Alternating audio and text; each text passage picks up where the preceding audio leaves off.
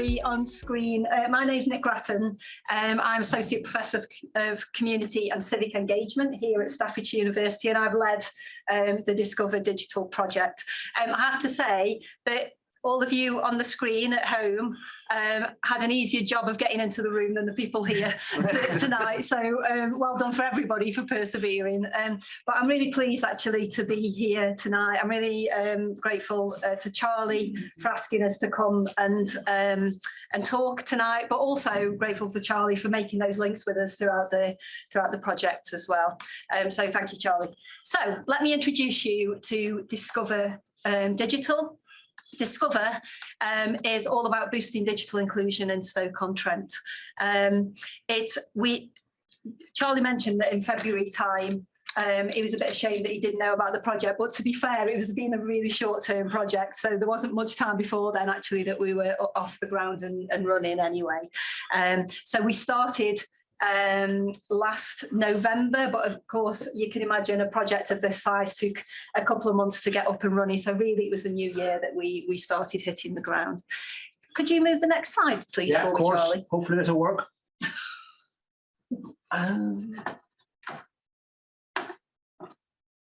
Nope. Perfect, thank you.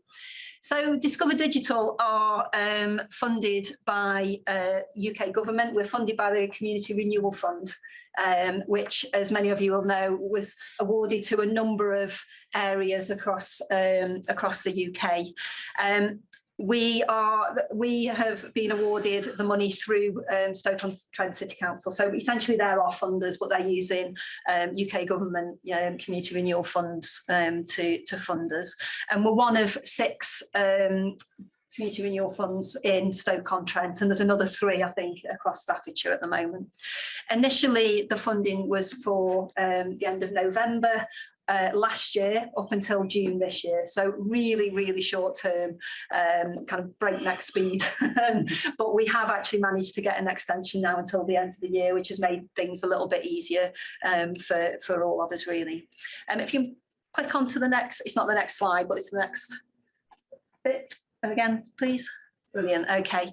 And I think it's really important, I'm going to talk a little bit more about the partnership shortly, but these are all of our partners who were involved in Discover Digital. So we at Staffordshire University were the project leads on this, but we've had another 10 partners of education and community sector organisations who have played a really important part in the whole of this project. I'm going to go through a little bit more later about what each of those brought, but I think it's very much an education and community organisation project, so that it's kind of feels quite grassroots, if you like. So I think that's quite key.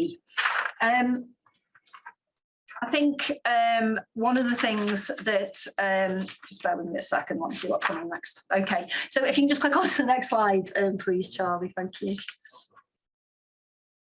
Okay, so in relation to what we do at Discover Digital, we are all about boosting digital inclusion in Stoke-on-Trent. So we were set up, the partnership came together through the Collaborative Network, which is a local network of community organisations who, and kind of local public sector organisations who basically want to improve all kinds of inclusion in Stoke-on-Trent.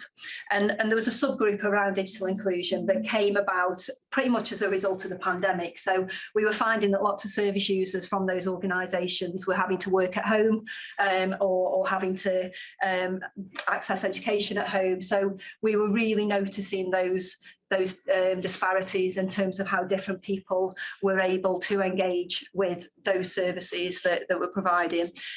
We ourselves here at Staffordshire University were 3 months into a project at the time, working with community researchers who were, they'd had lots of different types of lived experience, from kind of homelessness to substance misuse to, time in prison and so on.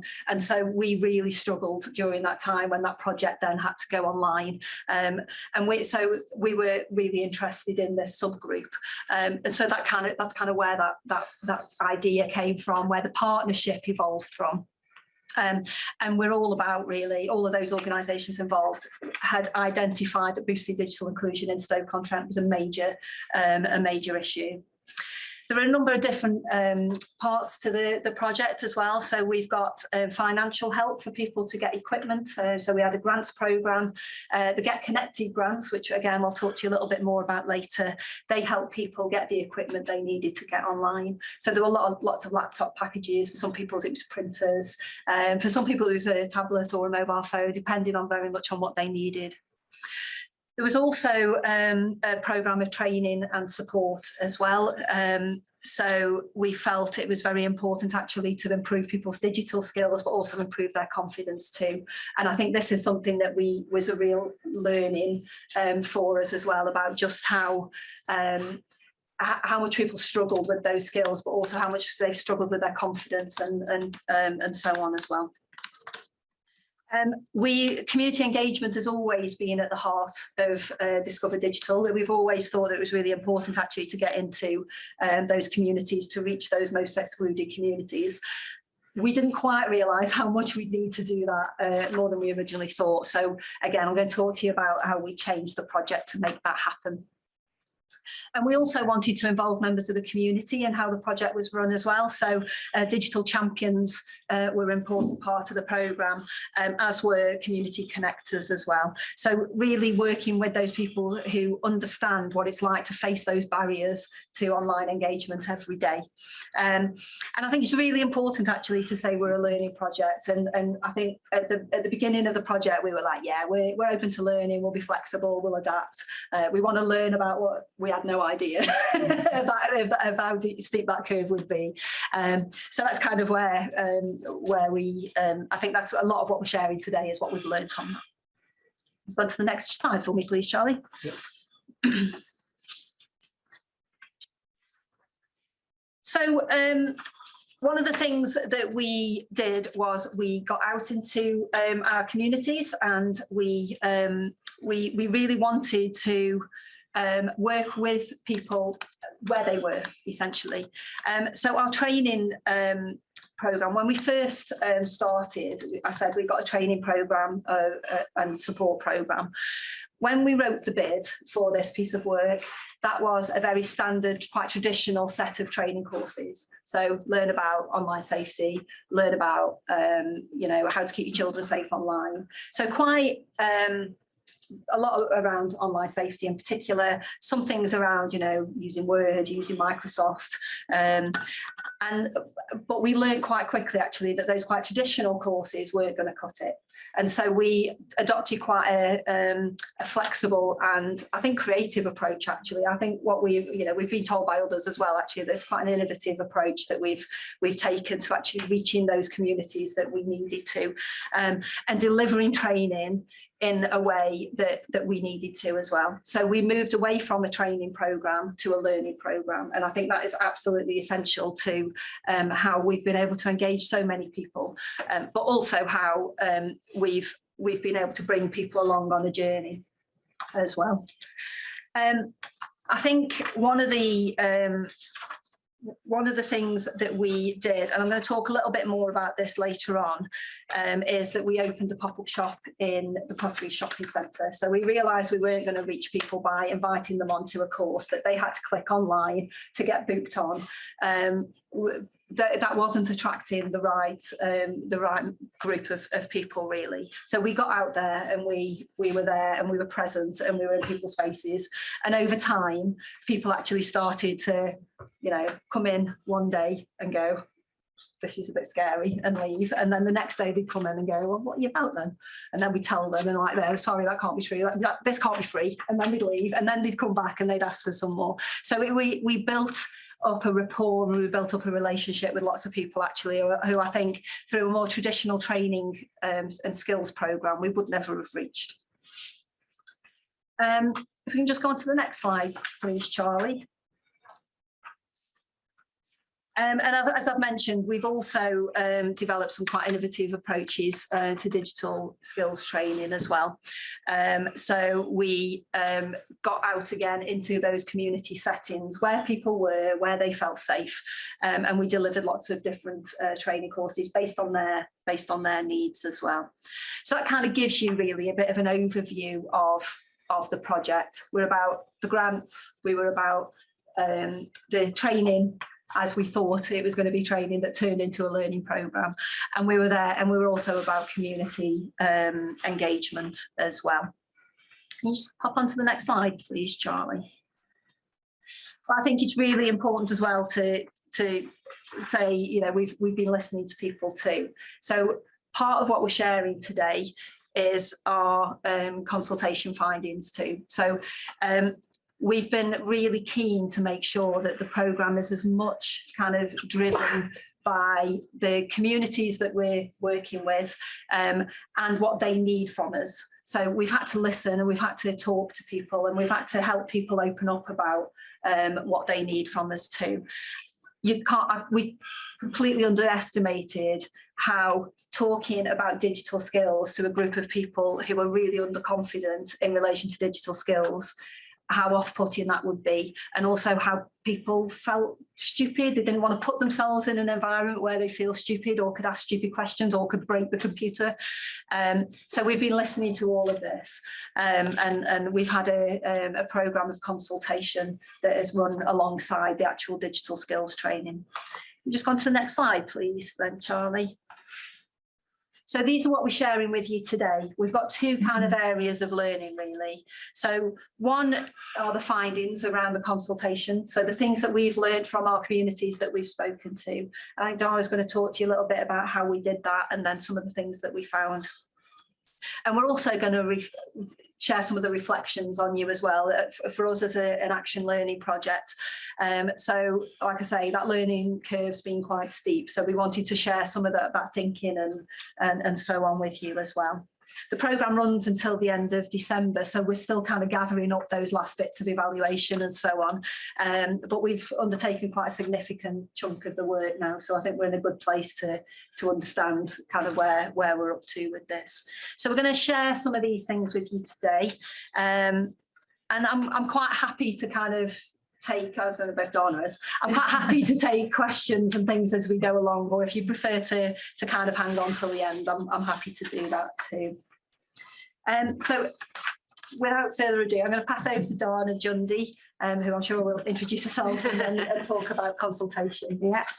So yeah, Dana Jundy, I'm Engagement Officer at Staffordshire University, and my bit of the project, of this wider project, was all around the consultation. So really getting into the heart of local communities, finding out for them what are the barriers to digital access, and just trying to give a voice to those communities. But what we were really trying to do was reach those communities that are the most digitally disengaged. So, you know, maybe hard to reach communities in some cases, or communities that are often excluded from this kind of research.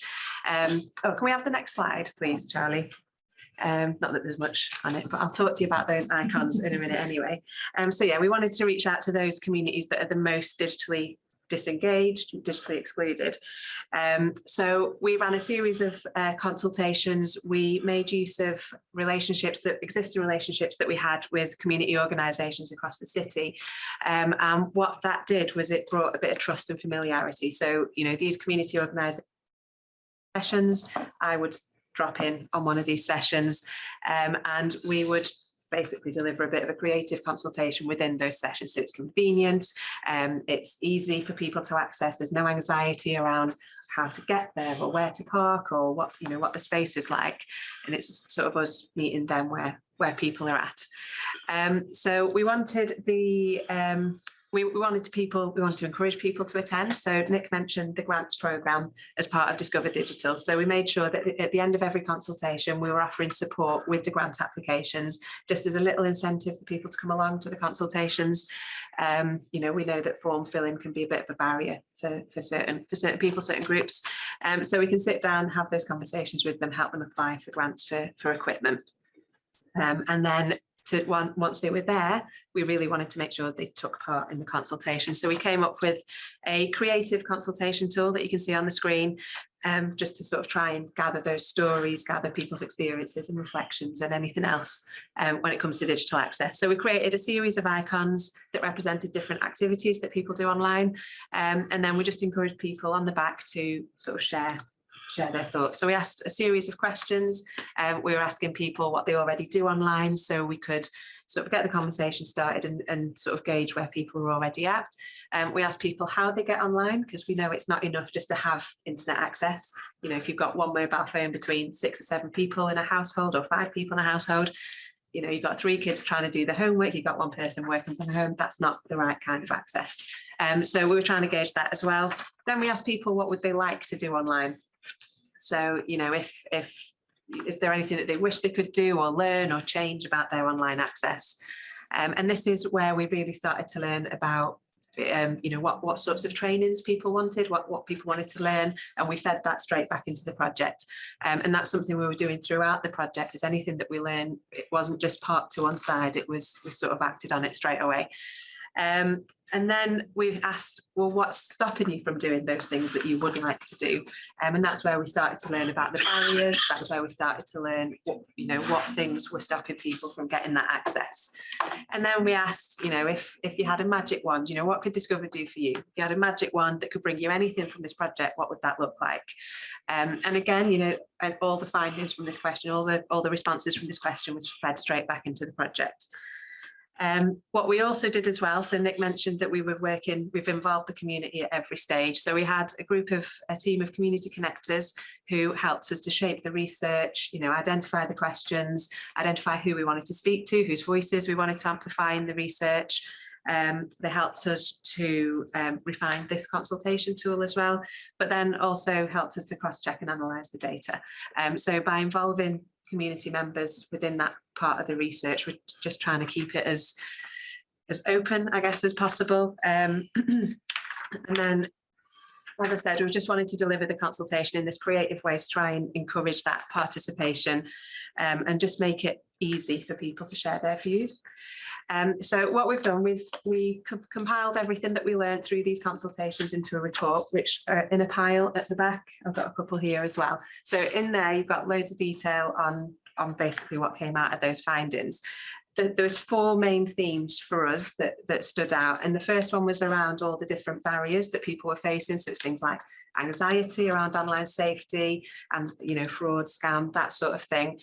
Lots of narrative as well. You know, people say, you know, don't click the wrong thing, don't do this. And actually, for someone who's already feeling quite disengaged in digital, if you're constantly warning them about the dangers, that's not going to help them to engage. So actually what we're trying to do, what we learned through that, is we need to move the focus away from this fear and from this anxiety and focus on how we can be safe online, what are the red flags to look out for, and then offer that through these informal, casual trainings in community settings as much as possible. So we learned lots about the barriers. Obviously finances and access to devices came up quite a lot, affordability, but then there was a lot of issues of inequality that were, you know,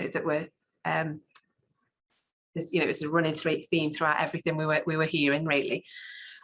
We learned a lot about this sort of vicious circle of inequality as well. So if people can't get online, they can't build up the confidence and the skills, but then that means they can't access the same opportunities as someone who can get online, someone who's got that digital access. That could mean less money in their pocket. That sort of exacerbates the fact that they can't get online, and it's this vicious circle.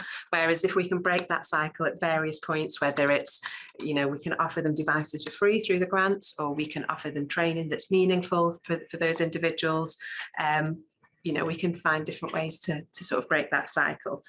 So the themes, like I say, we'll go in more detail in those reports. Please do help yourselves. One of the other big themes that came out as well was around making digital fun. So for those communities for those people that are completely uninterested in digital, the way to sort of change that is to make it fun, make it enticing. Offer them an Excel course. That's not gonna you know, drive any interest. But in the shop we had 3D printers, we had drones, we had green screens, we had VR headsets, things like that. So loads of really fun things going on that would draw the crowds in, draw people into the shop. Once they're in the shop, we can start having these conversations with them about digital access, about what their digital access looks like. And you know, quite a few like, oh no, I don't do digital, but then they're there playing with the VR headsets and having quite a nice time. So it's just showing that actually digital can be fun, digital can be safe, and then we can sort of go from there. You know, this idea that people go online just to do their life admin, pay their bills, you know, all that boring grown-up stuff. Whereas actually we were more likely to engage people if we could sort of find the creative things, the leisure things that people can do. So that fed back into the project. We've sort of put that into practice with a lot of the trainings that we did as well. So yeah, I think that's the sort of the consultations in a nutshell, a whistle-stop tour. Like I say, we've got these reports, so do take them. And then if you've got any questions, we'll be happy to answer them. Back to you, Nick. We've got a video, haven't we? Oh yeah, sorry, next slide. Okay, so hopefully this will work.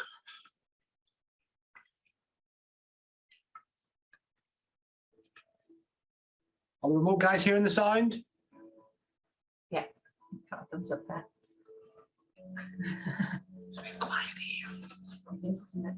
Community connectors are people who reach out into their own communities and networks and really find out in a really supportive way about what the barriers to online engagement truly are for people.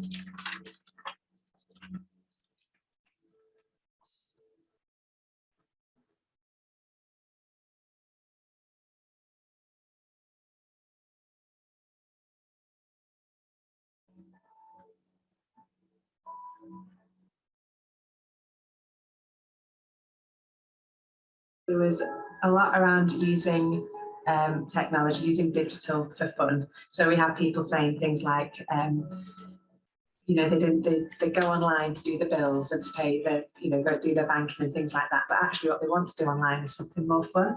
And we use that idea then in the rest of the project by having these hooks that would get people engaged into digital. So people that were completely digitally excluded and had no interest in being online, we could then use these hooks, so something fun like a drone or 3D printing or something like that.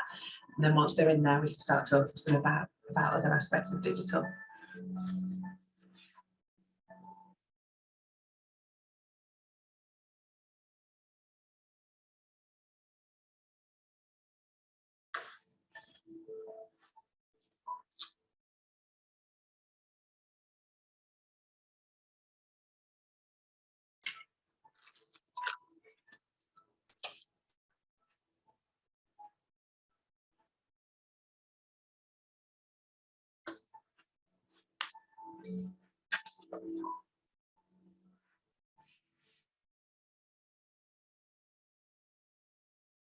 I hope that other projects will sort of pick up where we finished off, but actually take some of the learning from this project. So this way of engaging with the community that we've learned through Discover Digital. I just hope to see more of that in future digital inclusion projects.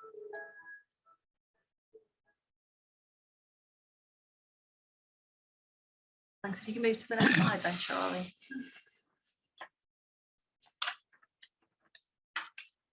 Do that, do we?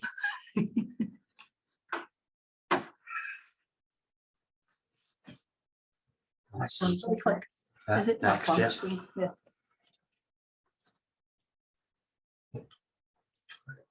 Oh, and again. That's it. Okay, so as you can tell, we've had a huge amount of learning from our consultation, and you know, Dana and the team of community connectors did a great job in terms of reaching lots of people, I think, through that consultation, that had we used more digital means of doing that consultation, actually we would never have reached. I think this is a reoccurring theme for us, I think. So that all of that learning is in the report that Dana has shared. We've also got a PDF version of that, so we'll be sharing that on PDF with all of you as well. What I want to reflect on now are just a few areas, I think, of that kind of action, that learning in action. I've been getting that wrong way around all afternoon, to be honest. That learning in action. It's been such a short project, and I think one of the things that we've had to do is to reflect really quickly and to adapt our practice really quickly. There hasn't been much time of, oh, well, let's wait and see how it goes. When things haven't been going quite right, we've had to really quickly flex and adapt. So there are about 4 areas of learning, I think, that I just want to delve into a little bit more. And I'm going to do a few, and then Dana's going to do a couple as well. And the first one is about working together for our community. So this is all about the partnership, actually. And I think, you know, we knew when we pulled that team of people together, we knew each other a little bit. We didn't know each other a great deal, but there's nothing like working on a project of this size and intensity to actually form a really strong partnership. But I just can't quite emphasize enough how the skills of the different people within that partnership have just really complemented each other and complemented the project as a whole. So every partner brought quite a unique specialism to the project. So we were obviously the leads for that project at Staffordshire University. So Dana and I, who are kind of our community engagement team, we've taken a lead in terms of making the whole thing happen, I guess. But we've also worked with colleagues across digital and technical services as well, who have been absolutely incredible, actually, in terms of in terms of being able to get out there with those fun digital hooks and really attract people in. And we've also worked with our colleagues in computing too, so again, who have been really great at that kind of technical support and innovation as well, actually. Our Beth Johnson Foundation are another one of our partners, and they've helped us reach older people. The Community Foundation for Staffordshire helped us administer all the grants. That is their expertise, so they were able to just run with that and administer £150,000 worth of grants over those few months. We've worked with Keele University, who have been our evaluation partners, so they brought that real kind of ability to capture that information and then analyse that in a really meaningful way that's really supported our learning. Cordwell Children were another partner, so they've helped us reach children and young people with special educational needs. Dove Service have been a partner who work with bereaved people, which would seem like a kind of odd introduction there, I think, but actually their communication skills and their ability to bring out those conversations with people really help that consultation as well. The YMCA helped us reach young people. Stoke North Big Local helped us reach into communities. Wavemaker brought extraordinary kind of digital skills with that real personable side to it as well.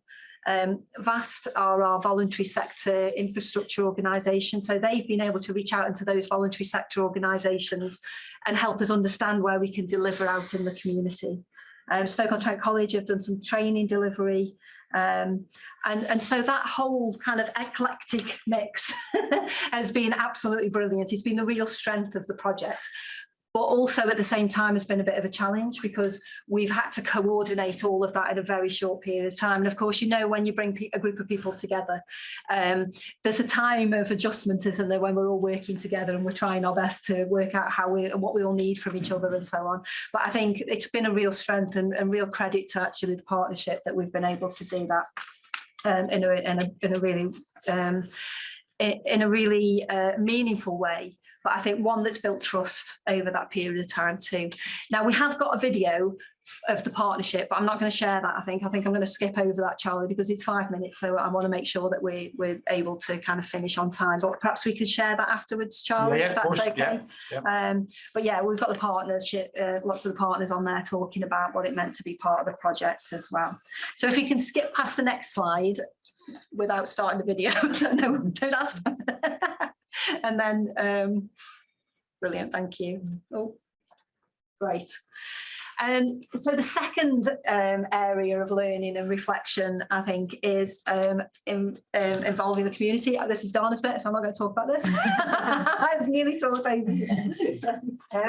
I think actually this bit, again, to save on time, it might be better just sharing the video on the next slide. It's only a short video, but with basically we had a team of digital champions. So digital champions were basically people from, community members who were sort of confident with tech. Obviously, the more confident, the better. But, we probably all sort of do a bit of a digital champion role.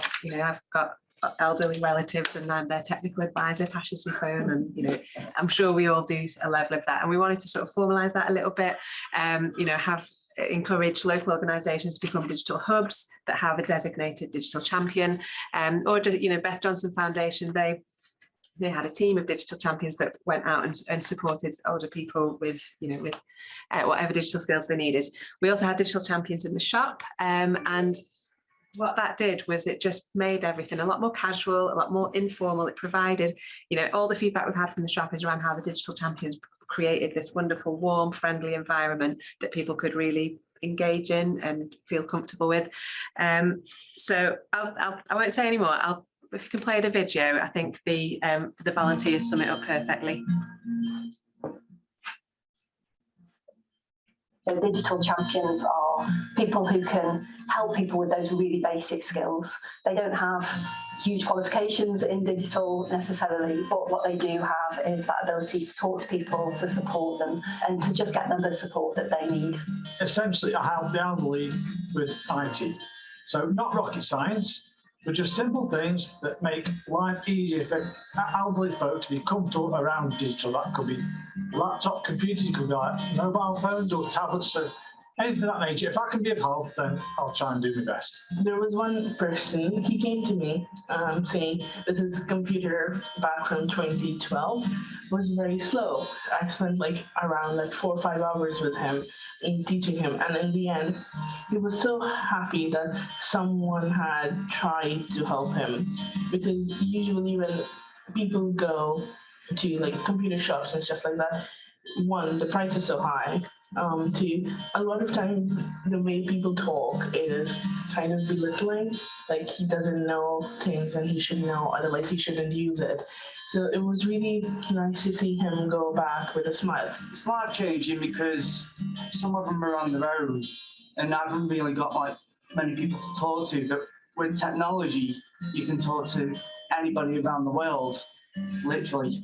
And through that I was able to teach them Skype, WhatsApp, FaceTime and all that lot, which they were able to use, and really happy and actually started talking to their own friends and family through that, which actually made a big difference for them. I didn't realize how important it is till I met a lot of people in the shop, and you get a really humble awakening when you meet people from outside your group or your circle, because I'm usually with students, we're all almost on the same level, and then you meet people from outside and you realize that, oh, life's not that straight or simple. I used to work with big organisations where there's 50,000 or 100,000 customers, and I do important stuff there, but I tell you what, I get more satisfaction and more enjoyment from helping one elderly person set up a bookmark from bbc.co.uk than any of these big shop things I used to do. I hope to continue for the rest of my life helping other people, because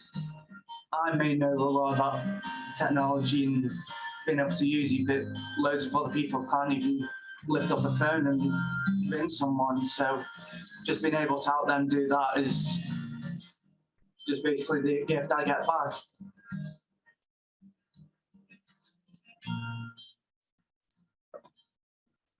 That was my favourite video.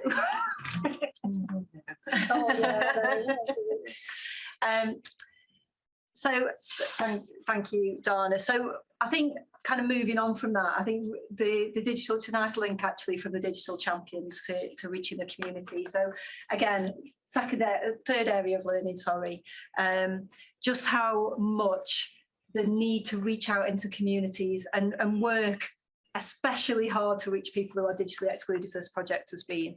I think we thought that that we'd got enough things in place, and actually we really hadn't, and we completely underestimated how difficult it would be to get people on a more traditional training course, even if that was short, even if it was quite friendly and open and in a community setting. So what we decided to do, we opened a pop-up shop, as we've mentioned, that was in the Pottery Shopping Centre, and we were open for 5 weeks in total. We turned that around really quickly. I think it was one of those moments where we realised things weren't working, so we were like, right, we need to change things up now. And the shopping centre were just really supportive of us being in there. Of course, mutual benefit, really, you know, getting more people into the shopping centre helps increase footfall for them too. So they were very supportive. We turned it around quite quickly, and we were in the old Virgin Holiday store. I don't know if anybody knows that. So it had been closed for some time, but actually it was really beautifully decorated, and we really dropped on, I think. So we were able to create this really cosy space for people to come in and to have an informal conversation with us about digital skills. When we were first setting this up, I remember one of the partners saying, I'm feeling like it needs to be like an Apple store. And everybody else went, no, we don't need it like an Apple store. We need it like a comfy living room, if you like. We needed a cosy space. So it was full of sofas, armchairs. We were lucky there was a big green wall at the back that was already there, but it looked great. And as you can see, there was a big Wi-Fi symbol there up on the wall, and we used that for the consultation. So that was almost like a live wall as well. So as we were talking to more people, we were getting more icons stuck up on the wall there. So these are some of the people that we got in there, and again, a real lovely mix of staff. There's a couple of staff there from Staffordshire University, just because that was the day that they happened to be in the store. But we've got some digital champions who were some of our student ambassadors, but we've also got kind of community partners who came and supported the shop as well. So I had there works at Jubilee Club with asylum seekers and refugees, and was able to introduce many of them to the shop. So that was a really great connection too. But also brought those really lovely skills along in terms of things like digital art. You know, come in and have a play with the tablet and see what great art we can make together. So it was that kind of thing that really attracted people in. We have got a video for the shop, and I do want to play this, but I think just before we go on to that, I think the learning for me, and I think for the rest of the team as well around this, is that this might have on the surface looked like a digital project. It wasn't. It was a community engagement project with a digital angle. So we had to flip it on its head. I think we had to have that very gentle and lots of time face-to-face approach with people in order to gently encourage them to get involved in digital. There was a little bit of kind of hand-holding, if you like, as well. So it was almost like, look, it's okay, let's do this together. And the digital champions really took that on board. And I think Sophia summed it up really nicely in that last video when she was saying, you know, some people get talked down to when they don't understand. And so their job was very much about, like, it's okay, I don't understand, let's Google it together kind of thing. So if we can just go on to the next video, please, Charlie. Yeah. I don't think this one's too long.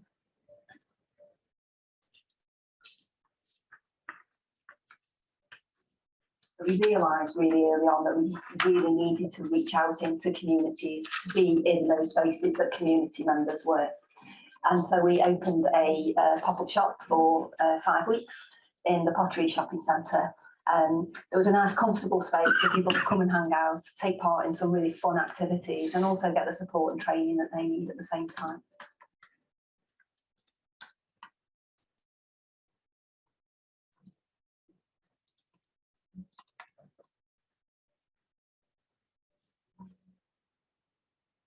That's why the pop-up shop was so good, because it wasn't the sort of support that we offered, wasn't the sort of support that people would necessarily go somewhere for help to do it. If it required effort, they wouldn't have bothered learning.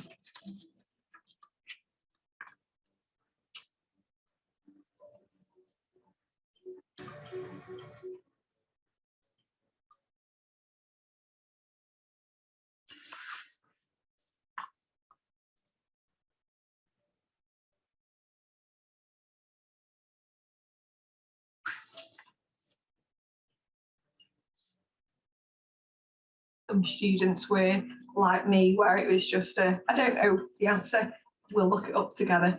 And that approach, I think, really helped people because it made it less intimidating because they didn't think they were talking to an expert. And it still flabbergasts me that I was down as the tech support most days that I was in, and I barely have any IT knowledge beyond anybody else's day to day. But it's just that little bit of extra support. That's all most people need.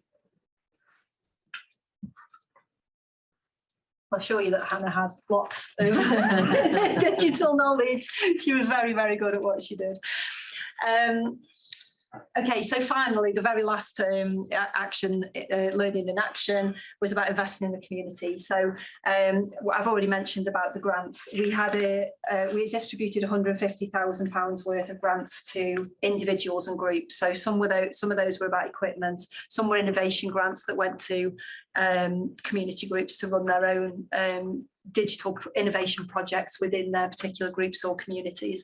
So this one is an example of a podcast that was created by a group of people with lived experience of homelessness to talk about their experiences, to raise their profile of the group. And they had somebody come in and teach them how to build a podcast and create a podcast, and that's still going. They're still creating new podcast episodes now. And then others were around the kind of equipment. And again, we've got another video. I don't think, have we got time to show that? No.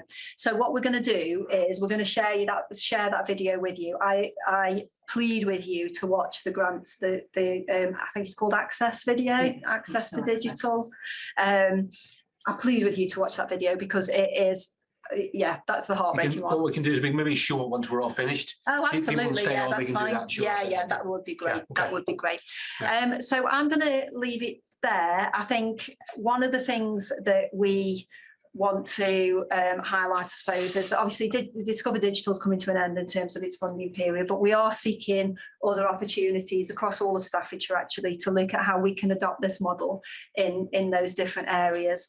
And, you know, I think one of the other things that we want to do, both as a project, but also as a university, is connect as well with BCS to see if there's any opportunities for kind of taking that forward in the future.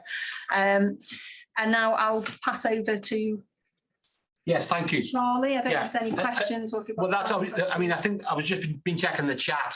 I think the only direct question I think was from Maureen about where did the original staff come from. I think she meant regarding the setup, but you know, the original staff for the project.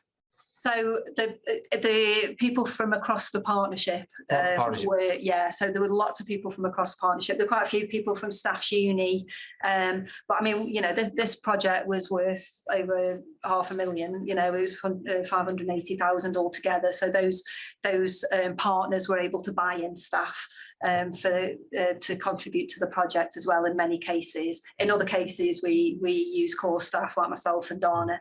And did just as a link question then, did the partners have to place a separate bid to Stoke Council? Did they come through Staff's Uni?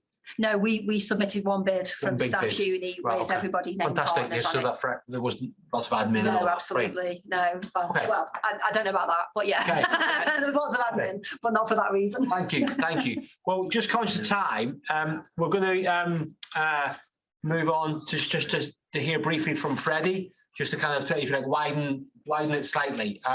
So hopefully, Freddie, you're able to present. And if you present, it should stop us presenting.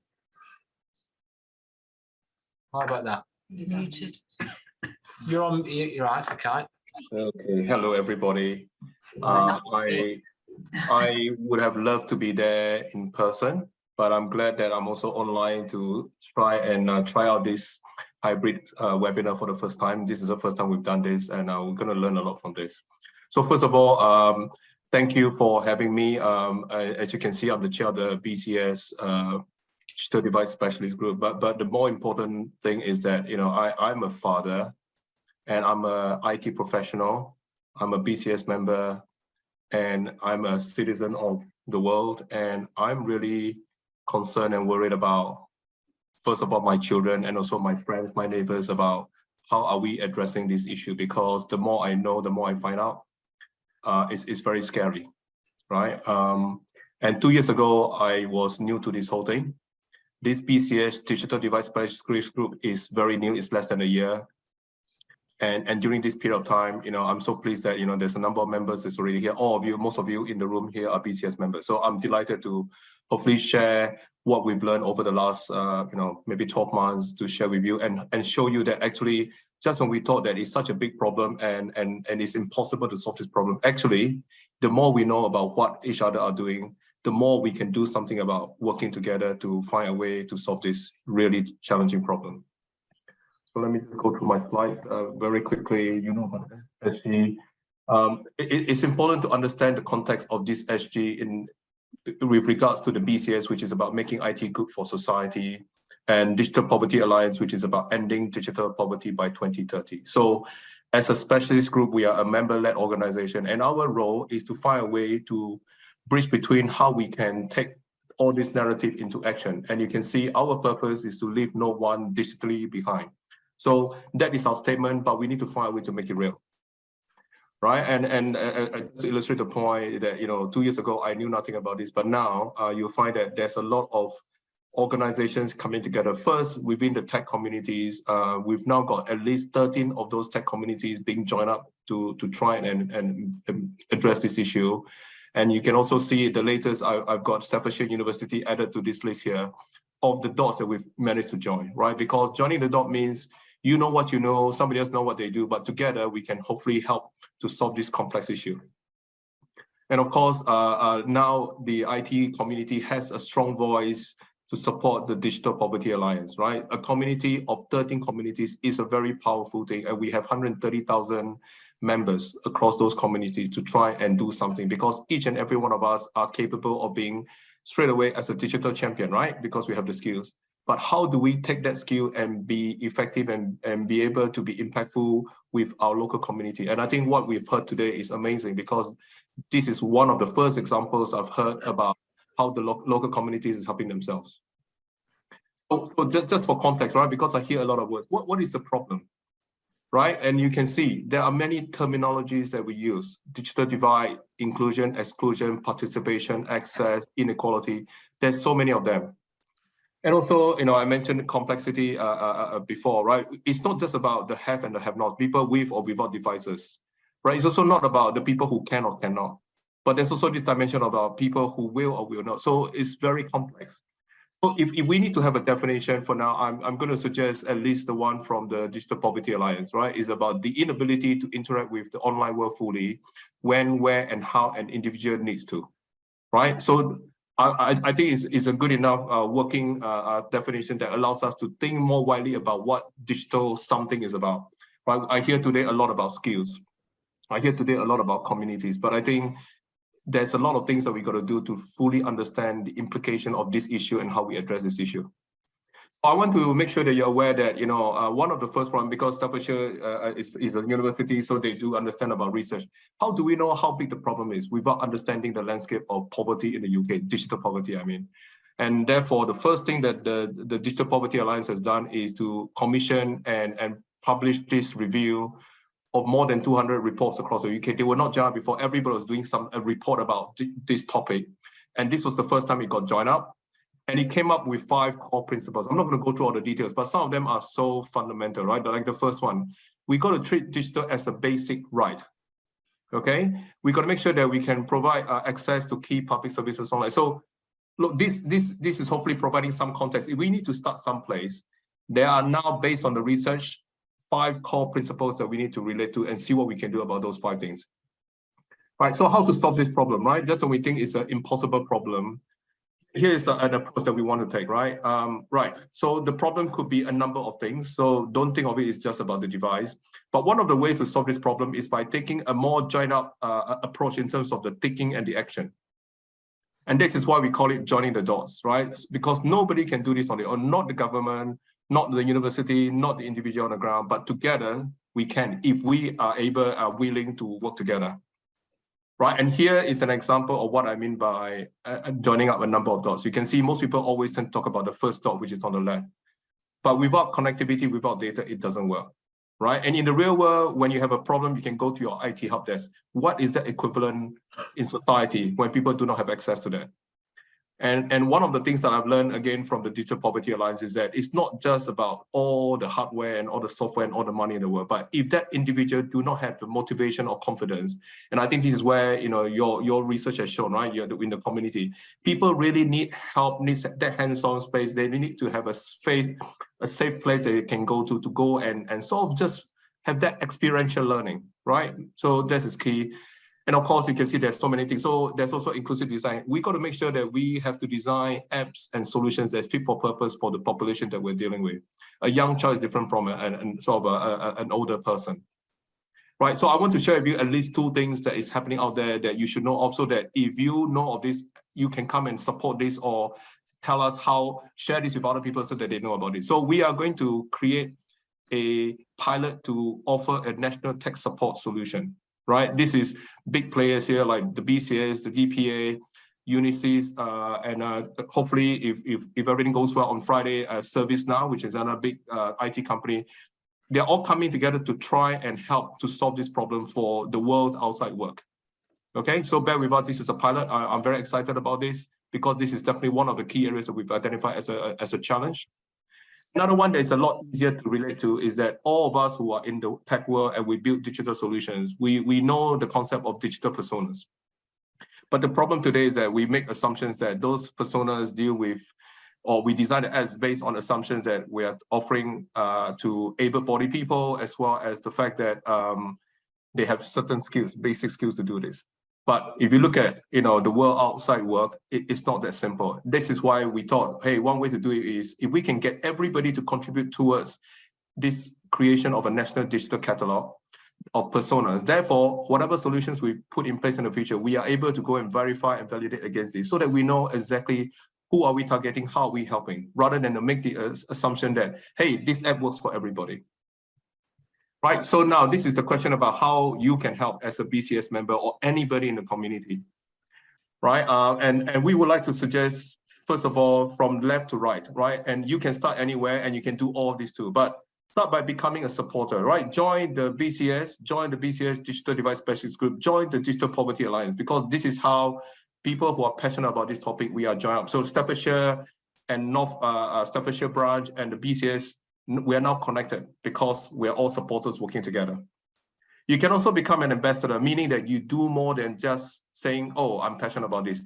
We would like you to help to share what you know. If you now know what we have shared with you today and share that with the next person, that is how this message will get across, right? Now, the next step will be pledge and action. So you've seen 2 examples of pledging just now about the tech support and the digital personas. If you are passionate about something, please come and get involved and pledge something.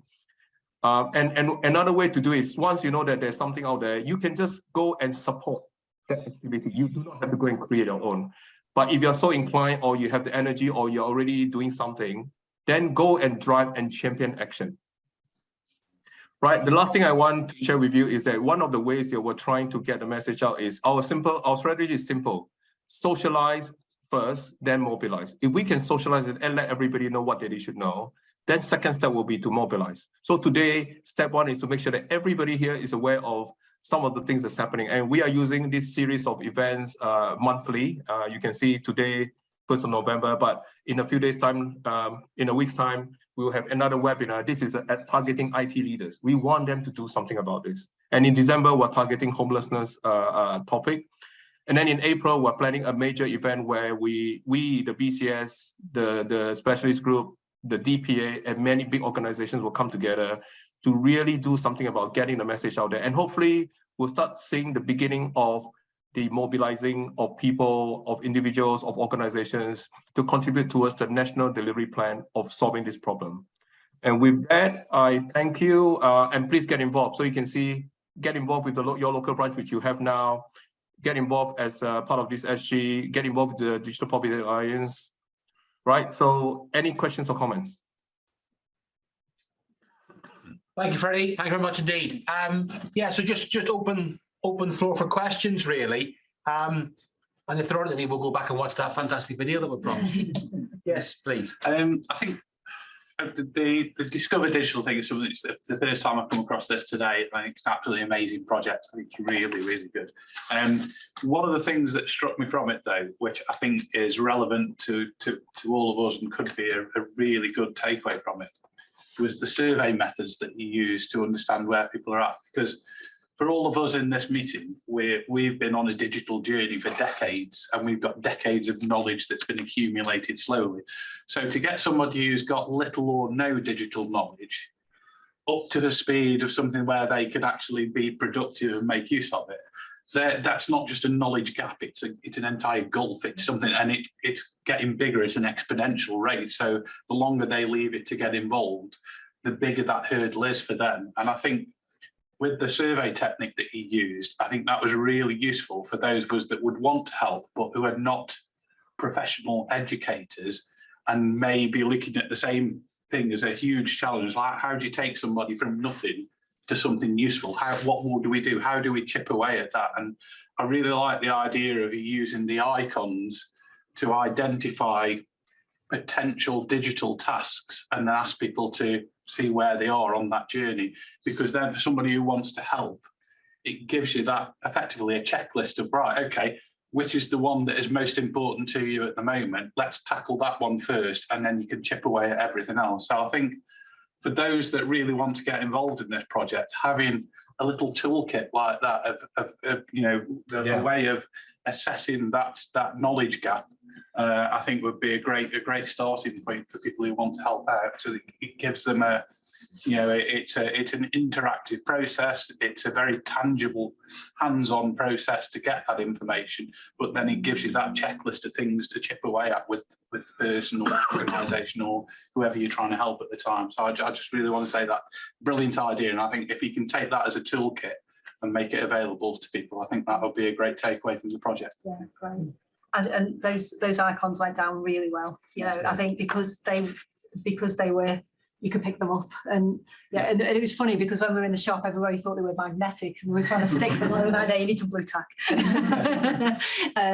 But yeah, I think that, but because they got that kind of retro feel to them as well. You know, I think that was quite nice. And particularly if you're talking about much older people who are getting into this sort of thing, you've got to bear in mind is that, like I say, the way technology has evolved for us has been at a rapid rate that we've kept pace with. For them, they're still very much in the school of you know, traditional learning methods where it's an audible process, not a visual process. We're used to doing things on screens, and we understand how to follow through a slideshow and take the information from it in a very visual way. But we're talking about potentially, I mean, I'm 53, but I remember a time when TVs were still, most households would have one TV. It would only be turned on at certain times for specific programs that you want to watch. And so the way those people of that sort of age group learn about things is through storytelling and through interaction with other people.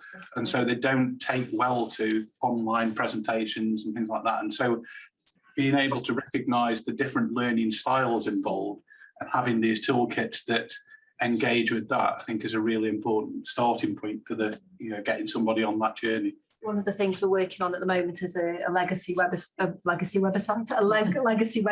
for Discover. So Hannah, who you saw on the video saying that she got no technical skills, she's produced us quite a few kind of really basic introductions to different things. So setting up a Facebook page, how to use, you know, X, Y, Z. But they're all available on PDFs that can be printed off quite easily. So if somebody's got a digital champion or digital friend within their household, they can print that off for them and you know, got really basic. So we are starting that toolkit. We're looking for a kind of domain at the moment for that to sit on. It's currently sitting with Vast's website, but yeah, we'll be moving that over, so that will be available. And I think ideas like, you know, the icons, for example, we could quite easily kind of put on there as well. Yeah. Yes. I have an interesting balance on this because as a computing man for many years, in fact, many years, I suddenly flipped. I'm now chairman of the local parish council. And on that side, I have at least 25% of the village, which is probably over 75, and whose idea of a tablet is one of those little white things you stuck in your throat. And we've tried a couple of sessions in the village hall to try and get more people interested. And you hit the nail on the head, because I'd hit it from a technical man's point of view and not a leisure point of view. And in fact, I even asked the WI if they wanted to talk. And there was no chance of getting done. But perhaps the WI getting in on your approach on the WI and people like that and these types of groups is the way forward. The other problem we have is once you get inside the village, the internet speed's about 1 bit per second if it's doing well. I actually joke that they could set fires and do digital on the fires quicker than some of the blasts. And that's a major problem because the farms, there's a lot of people in the farms that need to use it and can't.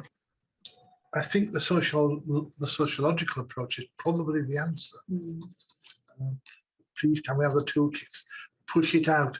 Perhaps the other borough council, push it through Stafford Borough, push it through the other boroughs, get them to then push it out. Yeah, like I said, we're trying to, we're kind of looking at ways into Staffordshire as well. This has been very Stoke-on-Trent based because that's kind of where the funding came from. But yeah, I mean, we also had those issues though of going into community venues, but actually the internet isn't always great in those venues either. So we did have to think, but you know, I mean, we were looking at dongles and all kinds of things to help people kind of get online. But yeah, absolutely, I appreciate those challenges. If I may interject here, I do have to leave in a few minutes. So if you have any questions, please do ask. But I would also like to introduce to you all, we have Professor Leela Damodaran here. A few weeks ago, she did a webinar about how to support older people. So Leela, do you want to say a few words around what you've observed here today? Because there's a lot of things that I've heard today that resonates with what you have said too, yeah? Yes, absolutely. But very, very briefly, I just want to congratulate everyone involved in this. It's marvelous to see funding being so well spent in actually meeting real needs. There are countless interventions, short-term pilots, projects, which start up every day, it seems. And on the whole, they do not hit the nail on the head. They do not have the insights that you have from the work that you've done on this project. And I just hope we can find a way of working together, as Freddie says, to make these lessons available. So much money is wasted in the attempts to promote digital inclusion, and they're often very well intentioned, like the gentleman who's now a parish councillor, very well intentioned efforts, but they focus on the wrong things. And the fact that you've seen so clearly that training is not the answer at all.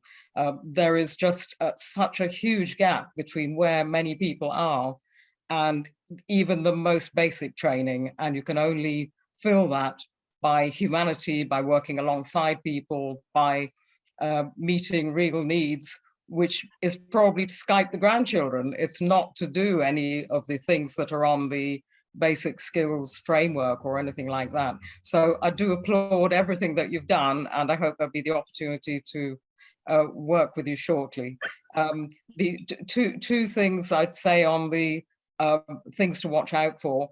One is that the term digital champion should only be used as a kind of default option. If you allow your communities to choose what they want to call these people who help them, they're so varied. They're IT buddies, they're digital companions, they're digital friends, they're all sorts of things. Champion has all sorts of elitist associations with it, and it really turns a lot of people off. So let other people choose the terms. And the other thing I'd like to flag up is that it would be tragic if this stops in December.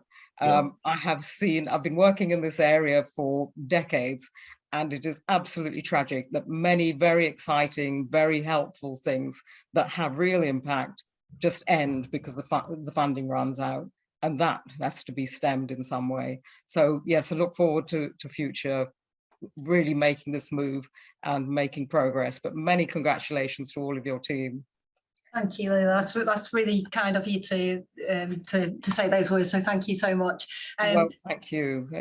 The point on digital champions, we did have that variation within the partnership as well. So we did have digital friends, lots of our digital champions, Yeah. digital friends in some of the different areas. So yeah, we do appreciate that. Actually, that comes with certain connotations. But yes, indeed. Yeah.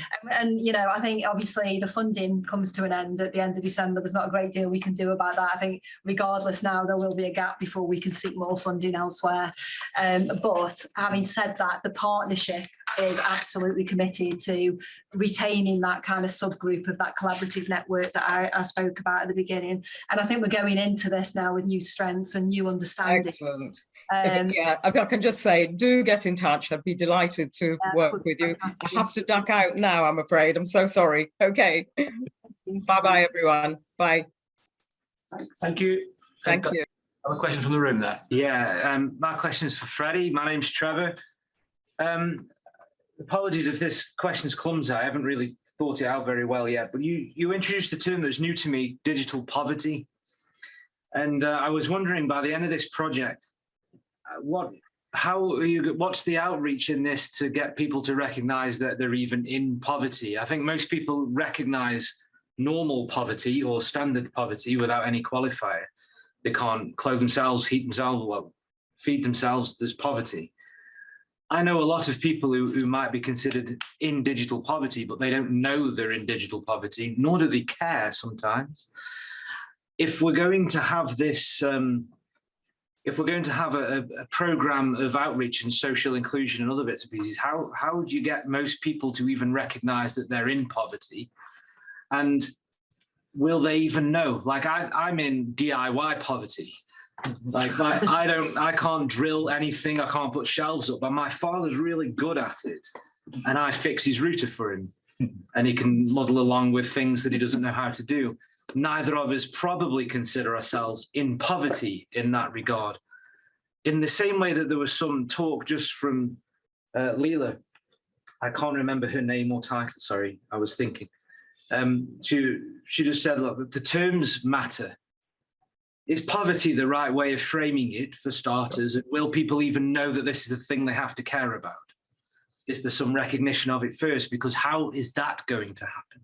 Sorry, long question. I've got to it at the end. How will poverty be more widely discussed or even recognized with the people you're trying to aim the help at? So look, I'm no authority to answer your question fully, but I would at least share with you what I know. Yeah, I think if you look at it from a macro perspective, right, the fact that there is now the establishment and existence of something called the Digital Poverty Alliance helps us to really focus on taking a top-down approach. And this is where not everybody can do this, but this is where the BCS and the DPA can influence government, can influence policy to make sure that this is much more understood than it is today. So that's one part. But you can also look at it bottom up. If you look at this issue, it's not a unique issue that stands alone on its own. It is part of the problems that people are facing already in the community, whether is it food, poverty, social housing, homelessness. It is part and parcel of that. And you know what? The local community, the councils, the charities that support them, they do know who those people are. So part of what we're trying to do is to provide the support, not directly to those people that we do not know, but provide support to those who are supporting them. And I think that is one of the missing link here.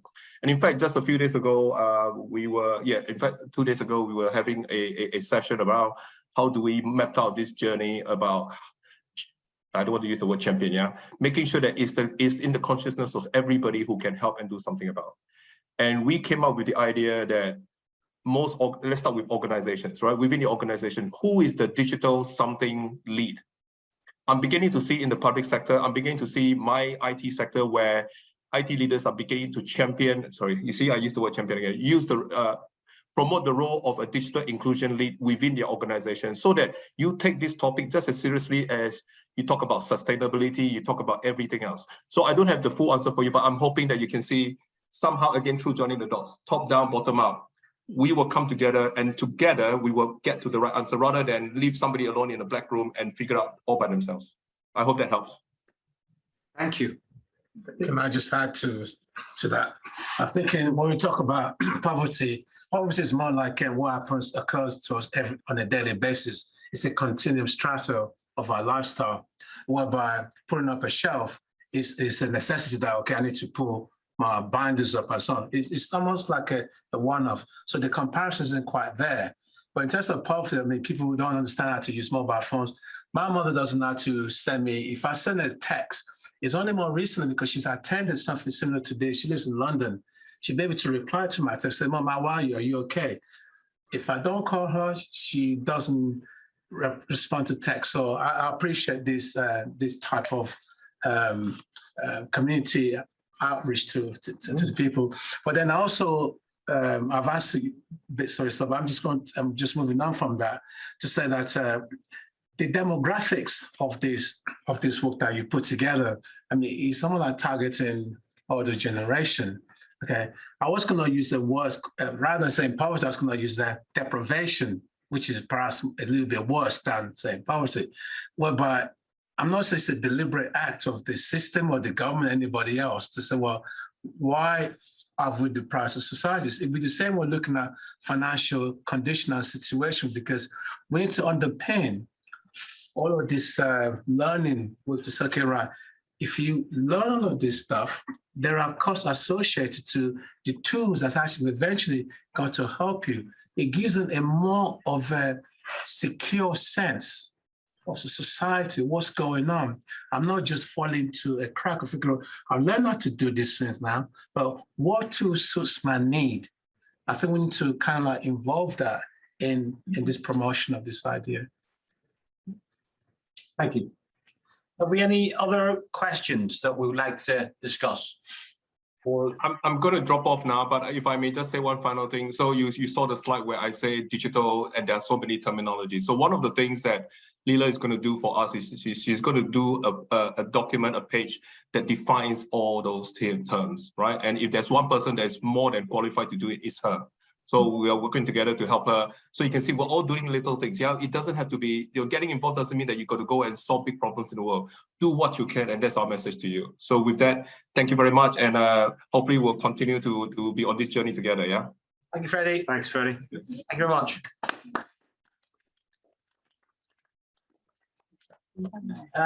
Yeah. So I think Maureen. Oh, that was just a clap, I think. Has anybody got any questions remotely we haven't covered yet that they'd like to ask? We've got about another. Well, I mean, we can keep going for a bit longer if you want to watch this video, guys, remotely, or do you want to watch the video? Yeah, have you got time? Shall we do that? Okay. So Freddie's gone. So just give me a couple of seconds to try and get the sharing back on again. All right, and we'll see how we go. Stuck to there, I think your point is a good one. I might have sounded built this up flippant now. when I said the DIY poverty. But people are in poverty. They're usually convinced so people can see they it. know. Yeah. If you can't feed yourself or warm your house, you know that. Yeah, exactly. But some people who don't have access to digital don't care. And they can still phone their grandkids using but they still have means. But it isn't deprived if they actively get on with life and don't care. It's not quite poverty in the basic needs sense, and it seems like a bit of a stretch to me, which is the point I was making. Yeah, I get that. I mean, the deprivation just frozen. Yeah. Deprived, which is a little bit worse than poverty. But if you're getting on in life and you don't feel deprived at all, you've got to be convinced of it as well. There's a little bit of me that just thinks we're a bunch of computer people getting around here. You should know what we do, and and enjoy what we enjoy. Uh, But I feel like there's a lot of people who It get was the grants We one, start wasn't it? pushing it. Yeah. They're okay. Deprivation project. Not even anything like that. It's Trying to find it, guys.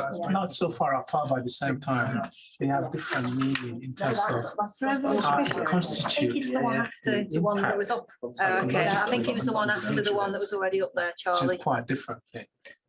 People who want to be involved. Yeah. But we can't. Digital access. I think it's My digital interrupt. access.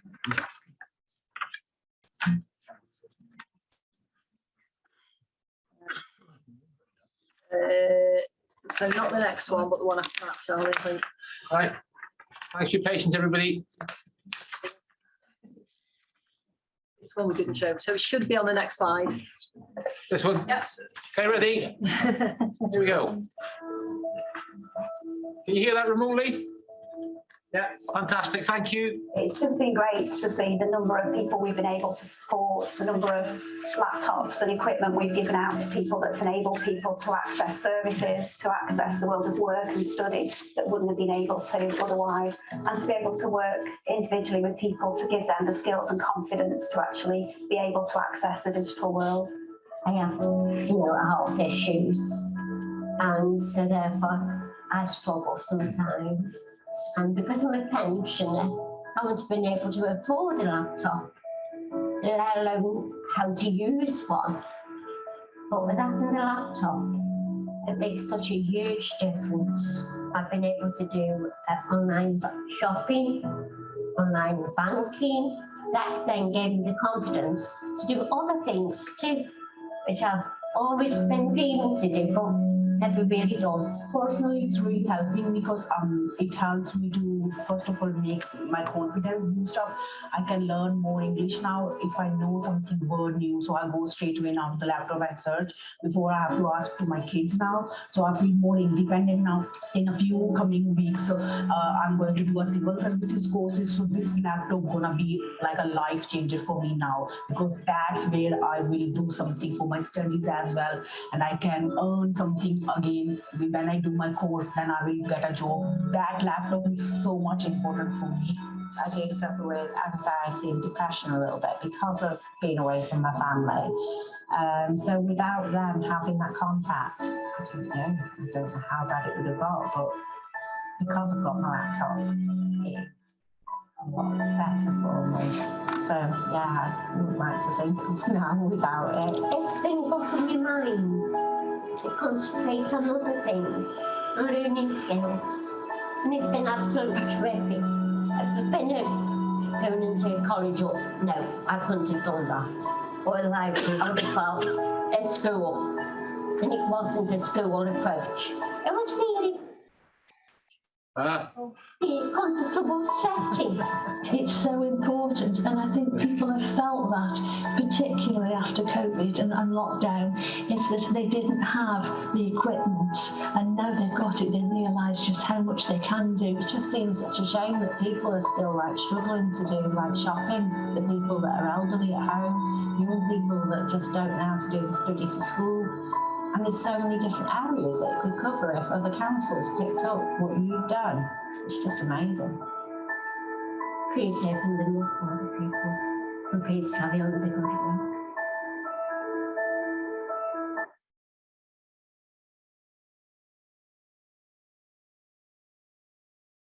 That's definitely worth a round of applause. The lady in the red jumper on that video has since been online, booked herself a weekend away in London, booked a train, booked her accommodation, fantastic. booked the shows that she was seeing, she's done it all on her own. Fantastic, brilliant, good. Thank you so much. Well, look, we've run over time, but so pleased people can stay with us. I mean, in terms of a final comment from me, I said at the beginning of this meeting that, and I'll just sit here because then people can see, that I felt a bit embarrassed, really, about our local branch's lack of knowledge, right? And that could be for all sorts of things, but you can't look back, you've got to try and look forward, really. And so one of the things I've suggested to the Score Digital team is that, I'm picking up on your point, Rich, about the toolkit and so on, but the truth is that probably a lot of us in the BCS are too advanced to become the digital support network for local organisations, right? We don't speak their language, like I don't speak the language of my 16-year-old son. Okay, and so what you kind of need probably is a support network for those people that are doing the support. And I think that's really where BCS membership can step forward. Now we need to organise how we do that, and that's fair enough. But Freddie mentioned really interesting about having like a helpline, a national helpline, right? Which is great. But those people that you've met in the Discover Digital project, they're unlikely to pick up the phone and speak to somebody on a remote who they've never met before. It's not going to happen. It's unlikely. So it strikes me that where I'd like to take some of the branch discussion and support is to see what can we do locally to support those people that are champions, advise, whatever the word that we land on, those people that want to support their communities, where can they go for help? And that's kind of where I see where the BCS can add some value. And I'd very much like to continue the discussion. Now, separately, I'm not bragging at all, but separately, I chair the local Chambers of Commerce Digital Forum. And I'm having the same conversations there with local companies. And I've twisted everybody's arm to set up a working group for the same reason. Okay. So you've got local IT companies that have got people that may not be BCS members, doesn't matter. Okay. So I'm not trying to say this is just for BCS membership. Okay. Yeah, if you have got, fine, great. But what I'm saying is that locally on our patch, there's every possibility that we can start to set up some kind of support network for those people that are supporting their communities. How we do that, I don't know. Whether we do it in the forum, I don't know how we do that. But I very much welcome support comments on that. And if anybody wants to get involved in that, then please let me know. Because I think that's where we can really add some value. Yeah? And we can discuss it amongst ourselves and what we do, you know what I mean? So yeah, so that's kind of my call for action. Specifically is, do you want to be involved in that? Or what else can you do, as Freddie mentioned? You know, nobody's saying you've got to do one thing or the other, but do something. There's a small group in Stafford. They call themselves Free IT Stafford. I had they kindly did a presentation at the digital forum for the chamber, and they take in recycled IT equipment and they do bits with it. They're only local guys in Stafford, and they pass it back out again. So even if we advertise what they do, yeah, so they can keep doing their good work, really. And there's maybe connections that we can do with Discover Digital project, because they're into the local communities there, and they're giving equipment to them, and then they may need some support like the Discover Digital project. So that's kind of where I am. It's, well, gosh, it's 8:10. We've carried on and chatted, so that's been brilliant, really. So in the hybrid meeting, in terms we can close. So, but is there anything else that anybody would like to comment on? We've agreed that we're going to share the documentation, the research finding. That's really good. I've got them, but I think what I think we might do is try and put them onto this event page to the BCS, if that's okay. That might be the easiest way to do that, if they're publicly available, if that's okay. Maybe the slides and maybe the videos, depending on everybody's personal data protection rights and so on. We'll try and sort something out like that, okay? Rather than try and send them out by email and so on, so we've actually got them in a central place, okay? Or if they're going to end up on a website, maybe we give them that link. So I've got some little QR codes which you can take with you as well, and we can share the link. It's that website there, yeah, which will eventually link to this new domain name. Okay. So that's where we'll have all of our resources. Okay, brilliant. Good. Thank you very much. So we've got the list of everybody who signed in remotely. So we'll send the information to the link via an email rather than send the information, I think. Okay, so we can keep it updated. I've not been watching me chat. Any final questions from the remote guys? Oh, well, yeah, you're very welcome, everybody, for the hybrid stuff. I apologise, it didn't quite go to plan to begin with, but I think we got there in the end. I think we did. I'll just say a big thank you to Charlie, because those of us in the room have been watching him juggling all this. He's done an excellent job. Yeah. I should be able to, but yeah, but thank you. It's not been straightforward to organise it all, but thanks very much for your time, and I wish you all a very pleasant evening.